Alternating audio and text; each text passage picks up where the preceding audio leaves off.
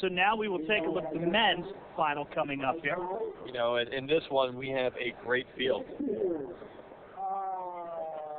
And we take a look at the field right there, and we'll give you the names there. Jame Carney, Ben Barczewski, Sergio Gatto, Andy Lakatosh, Mike Schnabel, Josh Kirchhoff, Mike Friedman, and Peter Fitzpatrick. And in this one, we have a couple teammates. Friedman, Kirchhoff, and Carney are all on the same team. That might play into the final again to see who is going to take on first place prize money of $300. And then again, we talked about the prize money right there, and nice chunk of change for that first place. Not too bad for one race out of the night, right? Not bad at all. And you mentioned these guys will, and ladies will take off around the area and they'll race competitively throughout the weekend. Exactly. Races, right? So, I mean, guys actually live off this. This is what they do. They go around their team days and race. They go around the local criteriums where they can win $1,000, $2,000 a weekend. They can win a couple thousand here on a weekend at the Lehigh Valley Velodrome. And up and racing about the Lehigh Valley in Pennsylvania and even the Northeast in general is just a hotbed for cycling. So the men will wind this evening down here in the men's Keirin final. And here we go, right in the front again, two Northwestern Mortgage Team riders. That's Carney on the bottom. And right above him, that is Mike Friedman, his teammate and designated like lead-out guy. Once again, they did it in the semifinals. They do it again. This is Carney, Lakatosh, right here. Definitely. Lakatosh and Carney are by far probably. Actually, Ben Barczewski is right there behind him, too. Barczewski's always a strong sprinter, getting ready for the Junior Worlds this year. Lakatosh, Barczewski, Carney. It's a 1, 2, 3. It's going to be tough to call who actually takes the win. That's what makes cycling so interesting. I mean, you can try to call sometimes and something out of nowhere happens. Somebody makes a move. Somebody gets caught behind it. You just never know. There we see Barczewski banging around in the back with Lakatosh. Those two have a long history of racing against each other. I'm just fascinated by the flight control here. And in the back, man, looks like Kirchhoff and Barczewski are just going at it back there. Kirchhoff is a teammate of Carney and Friedman, maybe taking Barczewski's mind off the actual race and trying to just knock him around, you know? It definitely looked like that because it took Barczewski's mind off just a second. He was looking like it was a deliberate retaliatory move. Exactly. So, I mean, any focus you lose. Fortunately, they're still behind the motorcycle, and hopefully he's in the position he wants. Sitting right behind Lakatosh and right behind Carney. And here goes Friedman. Friedman is obviously grabbing here. He's going to go all out for the final two laps. Friedman right in front. Jame Carney, his teammate, right behind. And then Lakatosh and Barczewski. Lakatosh, Barczewski, two of the best sprinters here, two young riders. Lakatosh Junior, just outside the junior ranks. Barczewski still a junior. And then here they come. Friedman is an endorsed rider. Let's go.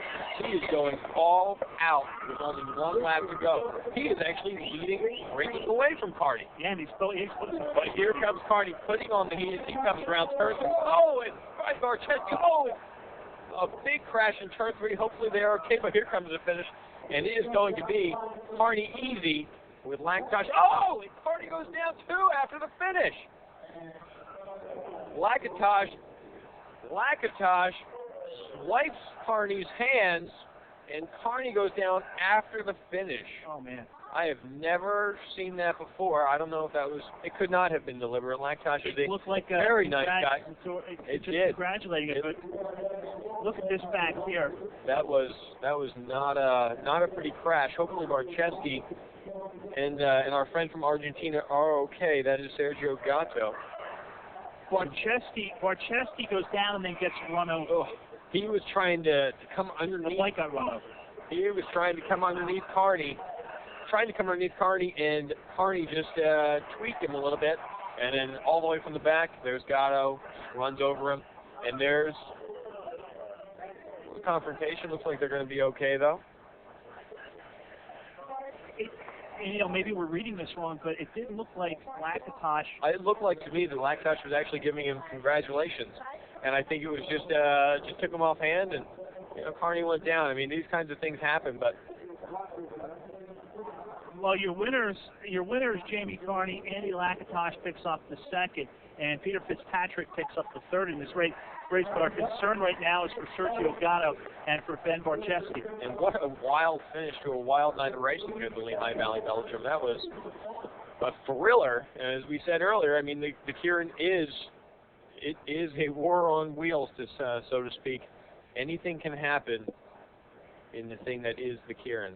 And Sergio, you saw the replay, went head first over the bike's front bars. Definitely. Sometimes these crashes look worse than they are. I mean, he landed. You saw that arm. You saw that arm and shoulder. Yeah, I missed that. So a lot of times one of the biggest injuries here at the Velodrome is a collarbone. So we'll wish him the best. Hopefully he'll be back on his bike soon. But first off, hopefully he is okay. And let's see a replay on the ending of the race. I believe this is between Carney and Lakatosh. And here they come. It looks like... Oh, I don't know. Actually, that was... That's your rider not paying attention off guard like that. Not a very smart thing. Not a very smart thing at all. He relaxed a little bit with the wind. Marty picked up his hand, had his hand off the bars, was not expecting, obviously, any type of push from And I'm wondering if something happened earlier in the race that we didn't see. Unless it had something to do with the Barczewski crash. He grabs his handlebar as he comes around, and he doesn't deliver it. Right there. He pulled it. Doesn't he put himself in jeopardy because that wheel could have went under his bike? And it did. He almost crashed himself, but that's the kind of thing that you cannot do out here. That is just completely wrong. He is going to be fined by the commissaires out here, for sure. And there's Ben Barczewski's father, former Olympian. Not sure that it was actually Jame's fault for the Barczewski crash, actually. And here's the crash once again. And deliberate crash. I've never, ever seen that. And I know Andy for a long time. See, this is all I was assuming right now. I'm not seeing it, not paying attention to it. But perhaps Jame did something that caused the Barczewski accident, and everybody takes exception to it, including Lakatosh. What a way to end a night here at the Velodrome. Didn't take away from any of the excitement here. So, folks, we hope you've enjoyed the great coverage here. Wonderful job by the crew here at 2 Sports, and for our trackside reporter, Kristen Mayer, and for my good buddy, Jake Burns, who's going to be with me all year. My name's Jeff Nolan. Thanks for watching us on 2 Sports.